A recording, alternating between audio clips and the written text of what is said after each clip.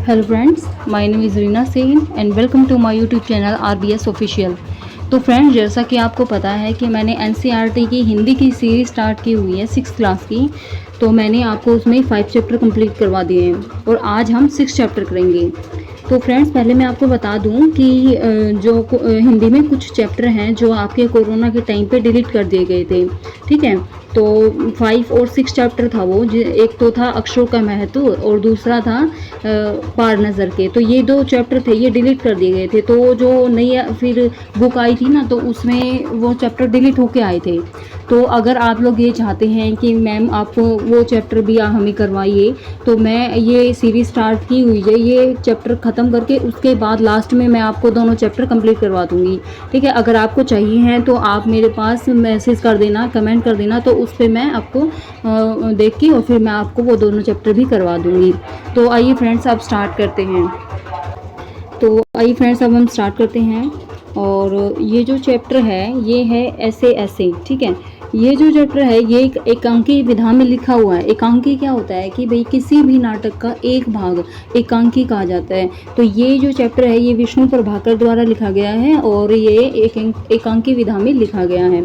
तो आइए अब हम विष्णु प्रभाकर के बारे में कुछ बात कर लेते हैं, उनके लिए कुछ जानकारी ले लेते हैं। चलिए फ्रेंड्स, तो विष्णु प्रभाकर जी आधुनिक हिंदी साहित्य में अपनी कालजयी रचनाओं के लिए जाने जाते हैं। इनका जन्म 21 जून 1912 को मीरापुर गांव मुजफ्फरनगर उत्तर प्रदेश में हुआ। इनके पिता का नाम श्री दुर्गा प्रसाद है और इनकी माता का नाम श्रीमती महादेवी जी हैं। विष्णु प्रभाकर ने हिंदी की सभी विधाओं, जिनमें कहानी, नाटक, उपन्यास, यात्रा वृत्तांत, रेखाचित्र, संस्मरण, निबंध, अनुवाद और बाल साहित्य आदि में प्रचुर लेखन किया। वहीं साहित्य जगत में अपना विशेष योगदान देने के लिए उन्होंने भारत सरकार द्वारा पद्म भूषण, साहित्य अकादमी पुरस्कार व कई गैर सरकारी पुरस्कारों से सम्मानित किया जा चुका है।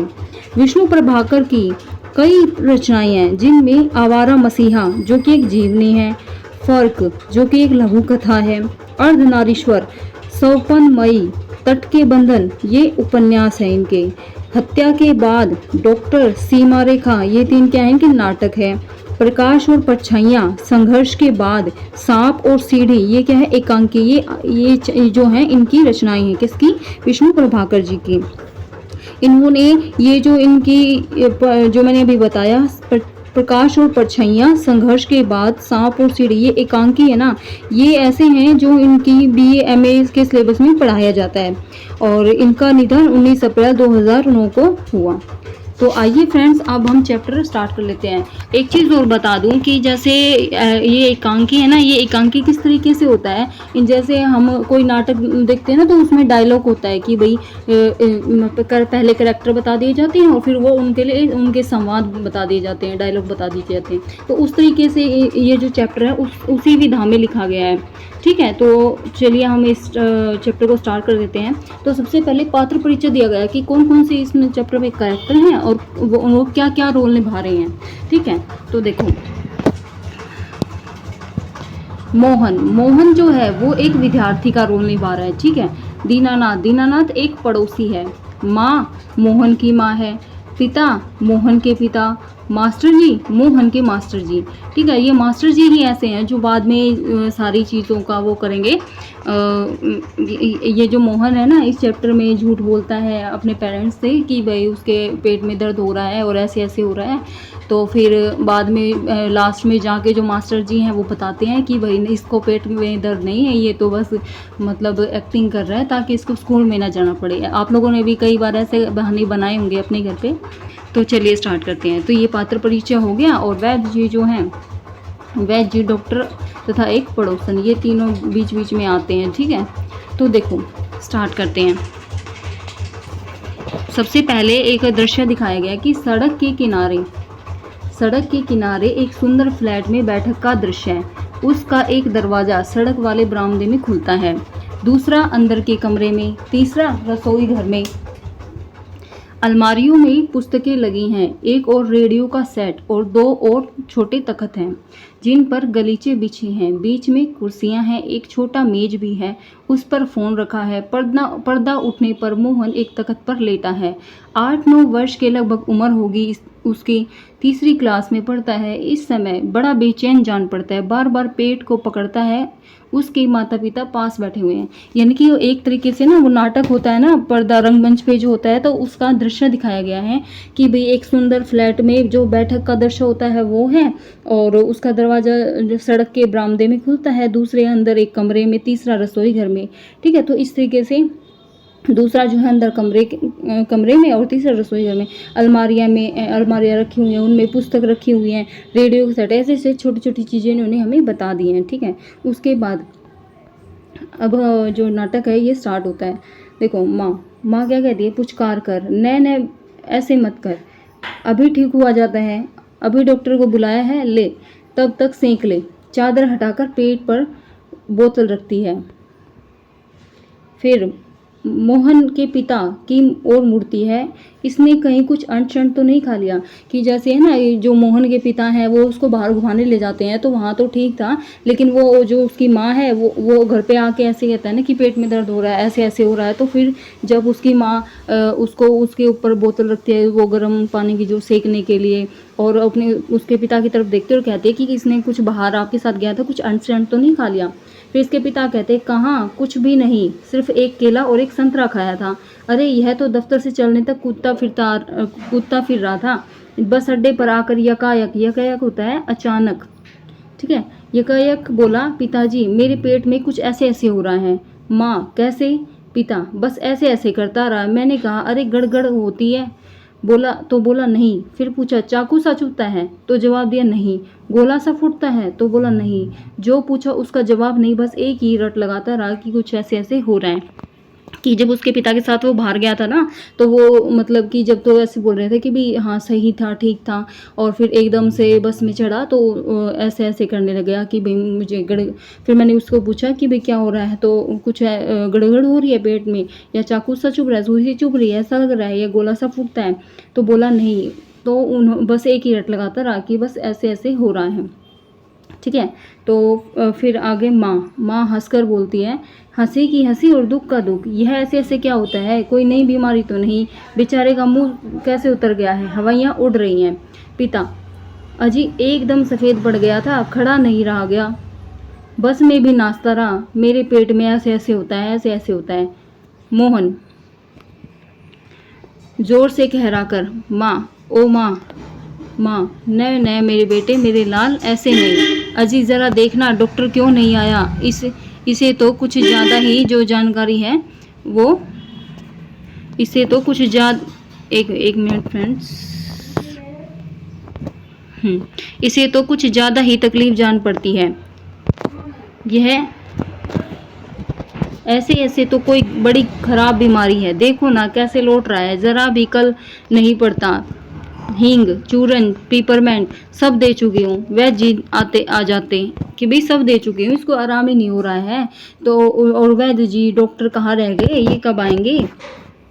तभी फ़ोन की घंटी बजती है। मोहन के पिता उठाते हैं।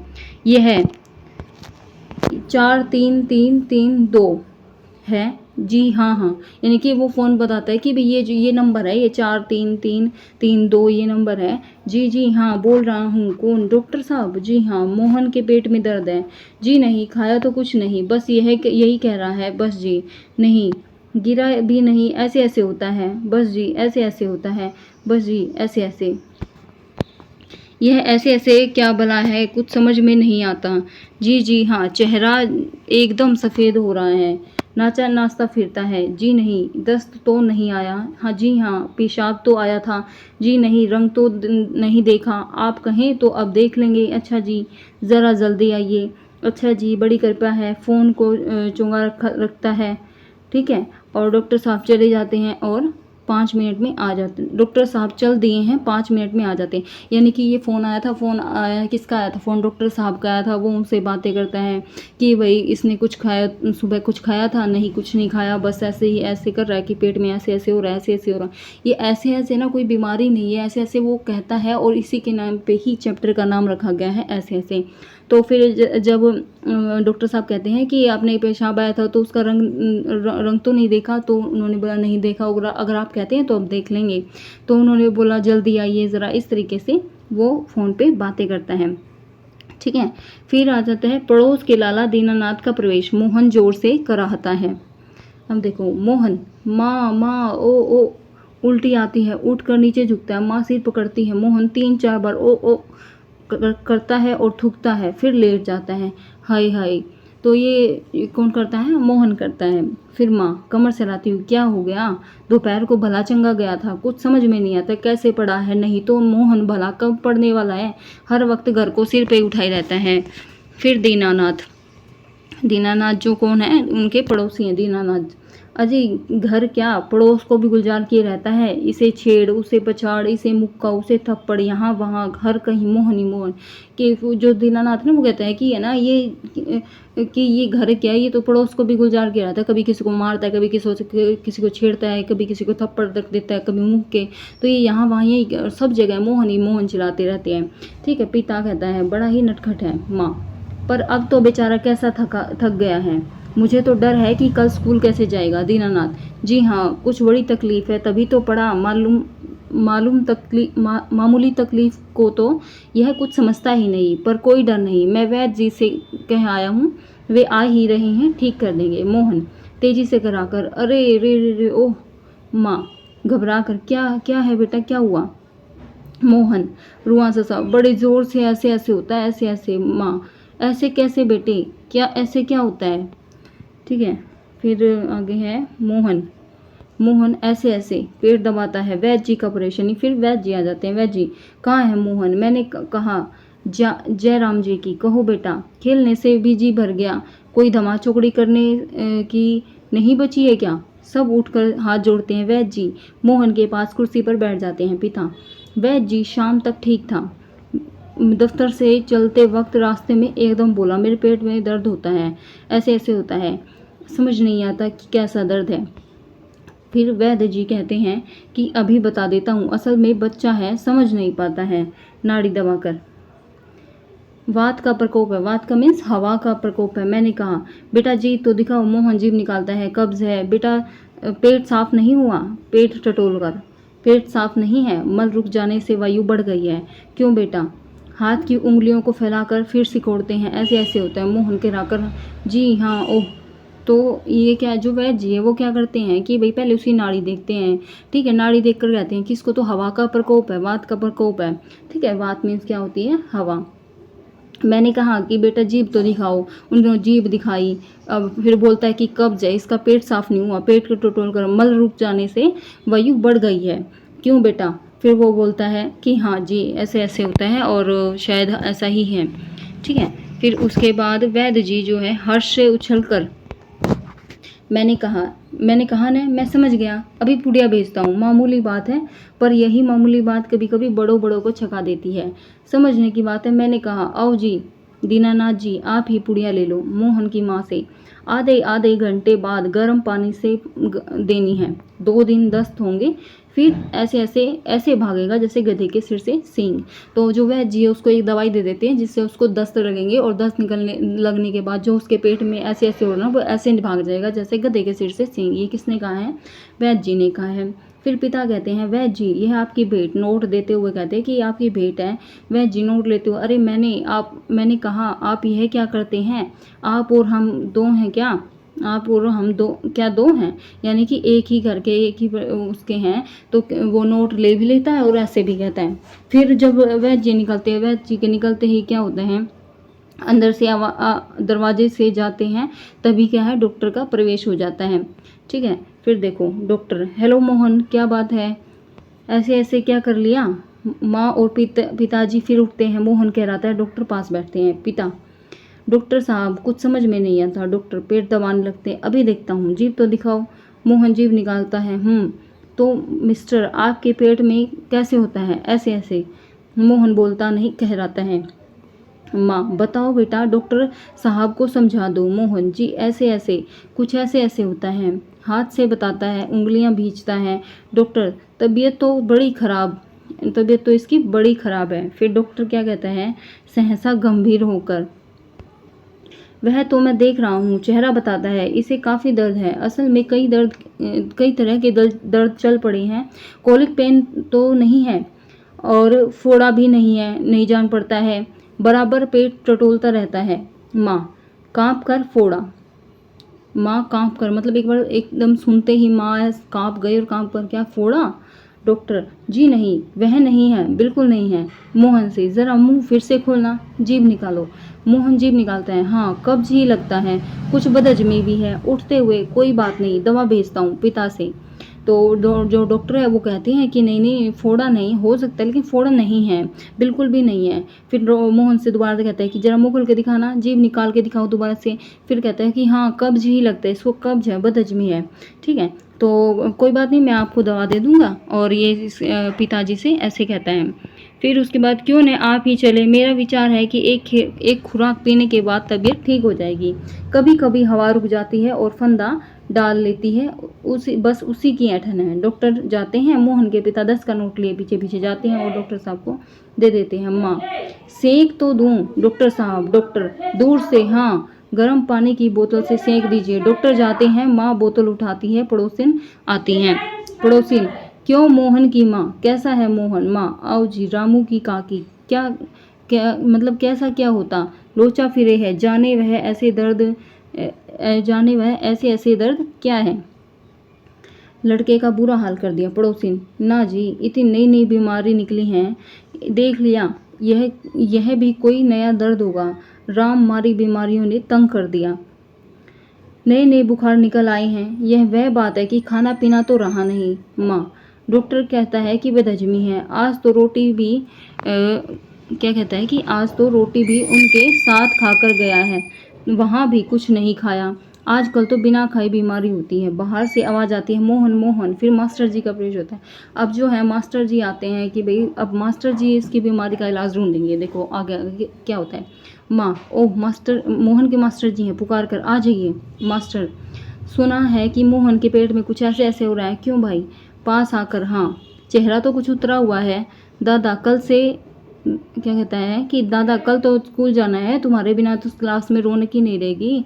क्यों माता जी, आपने क्या खिला दिया ऐसे। तो मतलब कि वो मजाक में, एक तरीके से मजाक में लेके कहता है कि भाई मोहन क्या हो गया, सुना है तो मेरे पेट में कुछ ऐसे ऐसे हो रहा है और चेहरा तो कुछ उतरा उतरा सा लगता है। दादा कल तो स्कूल जाना है। कैसे कहता है कि कल तो स्कूल जाना है, तुम्हारे बिना तो रौनक ही नहीं रहेगी। फिर कहता है कि माता जी क्या खिला दिया आपने। फिर माँ कहती है कि खाया तो बेचारे ने कुछ नहीं है सुबह से। मास्टर जी, फिर मास्टर जी क्या कहते हैं, तब शायद नए खाने का दर्द है। फिर वो मजाक करके कहता है कि तब शायद नए खाने का दर्द है, समझ गया, उसी में ऐसे ऐसे होता है। माँ, पर मास्टर जी गए तो डॉक्टर तो दवा दे के गए हैं।